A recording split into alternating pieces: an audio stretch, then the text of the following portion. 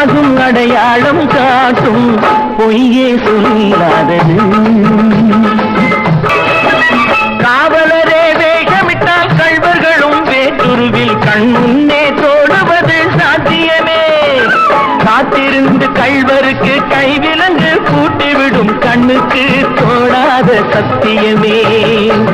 போடும் பொய்த்திரையை கிழித்துவிடும் காலம் புரியும் அப்போது மெய்யான கோலம்.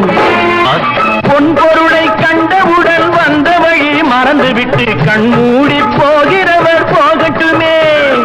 என் மனதை நான் அறிவேன், என் உறவை நான் மறவேன், எதுவான போதிலும் ஆகட்டுமே.